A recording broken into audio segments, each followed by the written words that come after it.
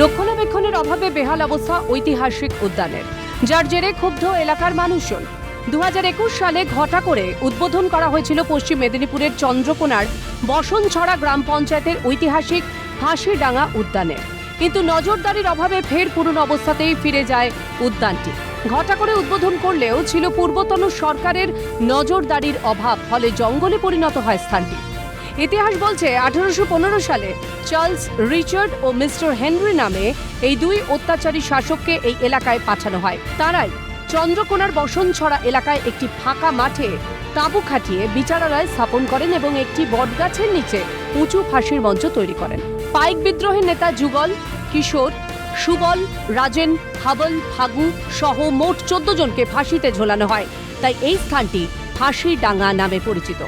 এখন রাজ্যে সরকার বদল হয়েছে, সরকারের দৃষ্টি আকর্ষণ করার চেষ্টা করা হচ্ছে যাতে উদ্যানটি নতুন করে রূপায়ণ করা হয়, জানালেন স্থানীয় বাসিন্দারা। যে আমাদের বর্তমান সরকার এবং আমাদের যিনি প্রশাসন বিডিও সাহেব আছেন, ওনাকে আবেদন করব যেন উনি আবার এটা দৃষ্টি আকর্ষণ করে যে এটা যেন আবার নতুন করে পুনরায় সুসজ্জিত এবং পুনর্গঠনের ব্যবস্থা। আমরা এই বর্তমান সরকার তার কাছে আবেদন রাখবো যে এই পার্কটাকে যেন আবার পুনরায় সুসজ্জিত করে যা কিছু মেরামত করা যায়, সমস্ত কিছু বাচ্চাদের খেলার জিনিসপত্র মেরামত করে এবং পার্কের গাছপালা যে সমস্ত যেগুলো লাগানো আছে তাতে ভালো সুন্দরায়ন করে সে পার্কটা আবার নতুন করে সেজে উঠবে। বছরের পর বছর ধরে তালাবন্ধ অবস্থাতেই পড়ে রয়েছে উদ্যানটি। স্বাধীনতা দিবসের আগে জঙ্গলে পরিণত হওয়া উদ্যানটি পরিষ্কার করে যাতে পতাকা উত্তোলন করা যায় সেই ব্যবস্থা করা হবে বলে আশ্বাস দিয়েছেন চন্দ্রকোনা বিধানসভার বিধায়ক সুকান্ত দলুই। দেখুন, ফাঁসিডাঙ্গা একটা ঐতিহাসিক স্থান, সেই স্থানটাকে এইভাবে অকেজ করে বেশ কয়েক বছর ফেলে রেখেছে তৃণমূল কংগ্রেস সরকার। আপনারা সকল তাও জানেন।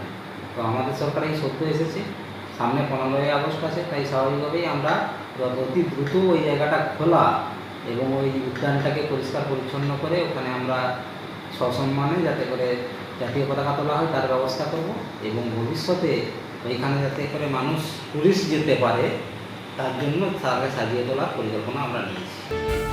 সন্ধে হলেই অন্ধকারে পরিণত হয় উদ্যান, ভেঙে গিয়েছে ল্যাম্প, শিশুদের খেলার সরঞ্জাম, আগাছায় ঢেকেছে উদ্যানটি। বর্তমান সরকারের কাছে স্থানীয়দের আবেদন যাতে উদ্যানটিকে আবার সাধারণের জন্য নতুন করে ফিরিয়ে দেওয়া হয়। অভিষেক চক্রবর্তীর রিপোর্ট, ক্যালকাটা নিউজ।